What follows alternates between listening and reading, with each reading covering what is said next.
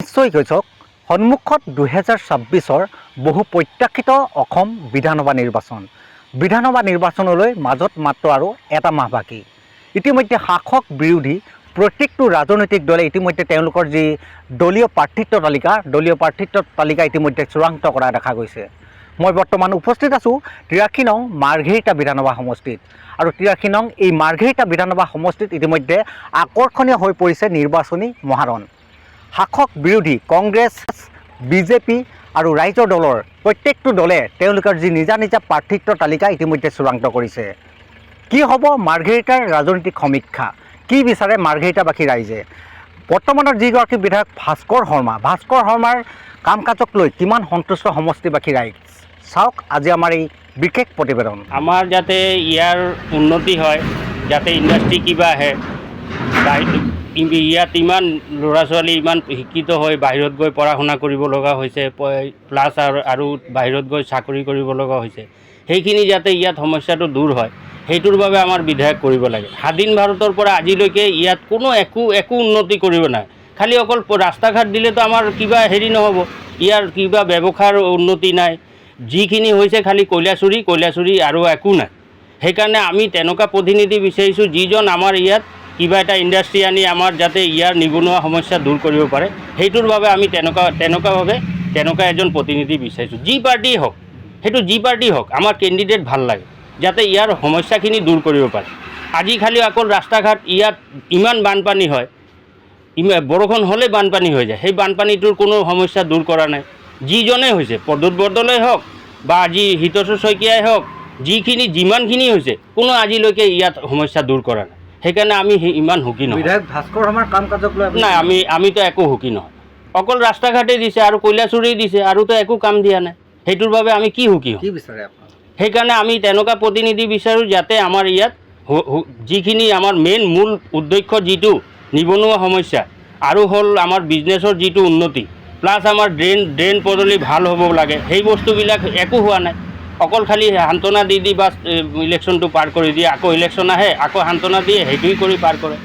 সেইবাবে আমি ভাস্কৰ শৰ্মাক ইমান আমি ভাল পোৱা নাই। মোৰ হিচাপত চাওক, আমাৰ মাৰ্ঘেৰিটা সমষ্টিত যি ডেভেলপ কৰিব পাৰে আৰু মাৰ্ঘেৰিটা সমষ্টিত ধৰক সমষ্টি হিচাপত এটা উন্নতি পথত নিব পাৰে তেনেকুৱা এজন মই ব্যক্তি বিচাৰোঁ। যেনেকুৱা আমাৰ ৰাইজৰ দলৰো আছে, কংগ্ৰেছৰো প্ৰাৰ্থিত্ব চবেই দিছে, কিন্তু আমাৰ 10 বছৰ ৰাজত্ব কৰা বা 10 বছৰ ইয়াত শাসনত্ব কৰা আমাৰ সন্মানীয় বিধায়ক ভাস্কৰ শৰ্মা ডাঙৰীয়াৰ মাৰ্ঘেৰিটাৰ কাৰণে বহুতখিনি কাম কৰিছে, বহুতো উন্নতি পথত নিছে।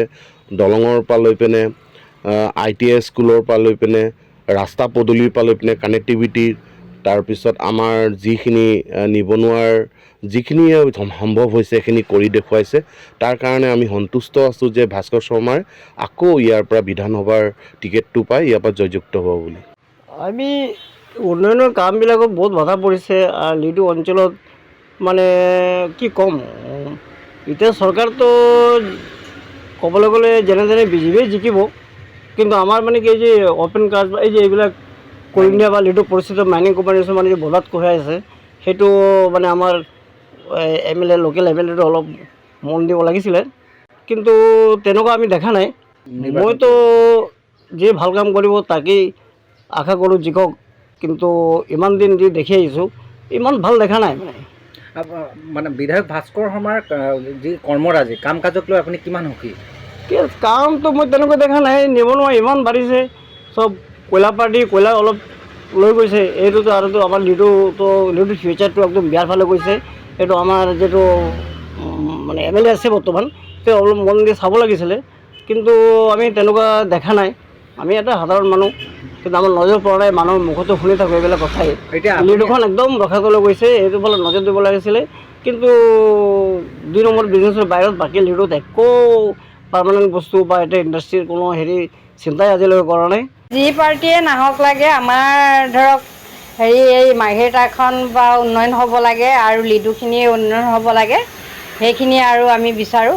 কাৰণ নিবনুৱা যুৱক যুৱতীসকল বহুতো মানে এনেই পৰি আছে, কাম বন নাই, বাহিৰৰ দেশলৈ গৈছে, বাহিৰত কাম কৰিবলৈ গৈছে। সেইখিনি যাতে আমাৰ লিডু বা মাৰ্ঘেৰিটাৰ সমষ্টিত যদি কিবা এটা উন্নয়ন হয়, তেতিয়াহ'লে ধৰক ল'ৰাখিনি বা মহিলা ছোৱালীখিনিও ইয়াতে থাকি কাম বন কৰিব পাৰিলেহেঁতেন, উন্নতি হ'ব পাৰে সেইখিনিয়ে। আৰু ভাস্কৰ শৰ্মাই কিবা কাম কৰিলে ভাস্কৰ ছাৰেতো মহিলাসকলৰ কাৰণে বহুতখিনিয়ে কৰিলে। এই দলং চলঙো বনাইছে, ৰাস্তা পদূলিও বনাই আছে, নামঘৰো তেওঁ প্ৰতিষ্ঠা কৰি আছে। খালি এটাই কথা, আৰু আমাৰ যুৱকবিলাকৰ কাৰণে তেওঁ একো সংস্থাপন নাই ইয়াত। তেওঁলোকে ইয়াতে যদি কিবা এটা হয়, ধৰক আমাৰ ল'ৰাখিনি বাহিৰলৈ নগৈ ধৰক এই মাৰ্ঘেৰিটাৰ সমষ্টিতেই ধৰক কিবা এটা কৰি থাকিব পাৰিলেহেঁতেন। ইতিমধ্যে আমি আপোনালোকক দেখুৱালোঁ 83 নং মাৰ্ঘেৰিটা বিধানসভা সমষ্টিৰ একাংশ সচেতন ৰাইজ তথা একাংশ ব্যৱসায়ীৰ মতামত। তেওঁলোকৰ মতে সামগ্ৰিকভাৱে মাৰ্ঘেৰিটাৰ উন্নয়ন হৈছে যদিও আৰু বহু ক্ষেত্ৰত মাৰ্ঘেৰিটাৰ উন্নয়ন হ'বলৈ বৰ্তমানেও বাকী আছে। আৰু আহিবলগীয়া যিখন চৰকাৰ হয়, যিগৰাকী বিধায়কেই নহওক কিয়, তেওঁ যাতে মাৰ্ঘেৰিটাৰ এইসমূহ উন্নয়নত তেওঁলোক যাতে গুৰুত্ব প্ৰদান কৰে, সকলোৱে তাকেই কামনা কৰিছে। কেমেৰাত দুদুলৰ সৈতে মই মাৰ্ঘেৰিটাৰ পৰা উজ্জ্বল চৌধুৰী, ND24।